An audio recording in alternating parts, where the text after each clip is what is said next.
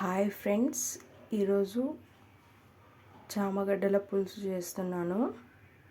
First మనం మిక్సీలో కొన్ని ధనియాలు, జీలకర్ర, ఆనియన్స్, ఒక మీడియం సైజ్ ఆనియన్ కట్ చేసుకొని వేసుకొని మిక్సీ పట్టుకోవాలి. స్టవ్ ఆన్ చేసుకొని బాండీ పెట్టుకొని అందులో ఆయిల్ పోసుకోవాలండి. ఆయిల్ వేడైన తర్వాత మనం మిక్సీ పట్టుకున్న ఈ పేస్ట్ని ఇందులో వేసేయాలి. వేసేసిన తర్వాత కొంచెం పచ్చివాసన పోయే వరకు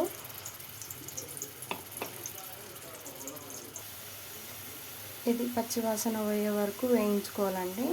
ఇది వేగిన తర్వాత కొంచెం సాల్ట్, కొంచెం పసుపు,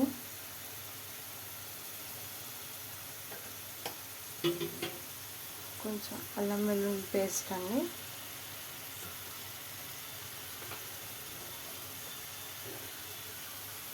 కొంచెం కారం వేసుకోవాలి.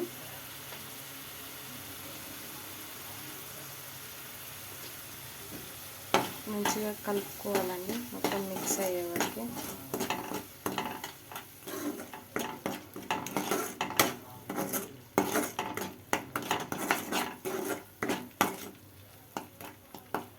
ఇది కొంచెం నూనె పైన తేలే వరకు వేయించుకోవాలి.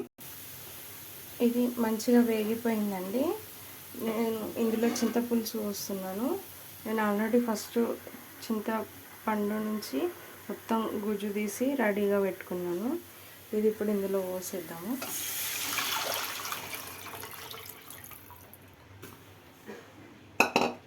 ఇది బాగా మరగాలండి.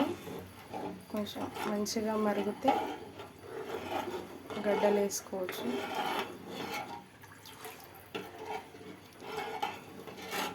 మా సైడ్ అయితే చామగడ్డలని అంటారండి. ఒక్కొక్క దగ్గర ఒక్కొక్కలాగా పిలుస్తారు. మేమైతే చామగడ్డలని అంటాము. ఇది మరిగేసరికి నేను ఆల్రెడీ చారు మరిగేసరికి నేను ఆల్రెడీ ఉడికేసుకున్నానండి. ఇవి పొట్టు తీసి రెడీగా పెట్టుకోవాలి. ఈ చారు మంచిగా మరిగిందండి. ఈ పొట్టు తీసుకొని కొంచెం చిన్నగా కట్ చేసుకున్న ఈ చామగడ్డలన్నీ ఇందులో వేసుకోవాలి. వేసుకున్న తర్వాత ఇది ఒకసారి మంచిగా కలుపుకొని మూత పెట్టేసుకోవాలండి. ఒక 10-15 నిమిషాలు అట్లే వదిలిపెడితే మంచిగా కొంచెం చిక్కగా అవుతుంది. అయితే చాలామంది ఇది జిగురుగా ఉంటుందని చెప్పేసి ఎక్కువ వండడానికి తినడానికి ఇష్టపడారండి. ఇట్లా చారులాగా పులుసులాగా పెట్టుకుంటే జిగురు అనేది ఎక్కువ ఉండదండి. కూర మాత్రం టేస్ట్ బాగుంటుంది. పులుసు ఇది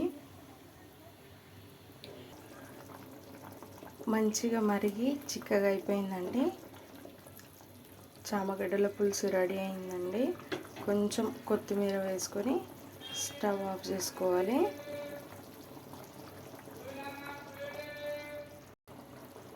రెడీ అయిపోయిందండి.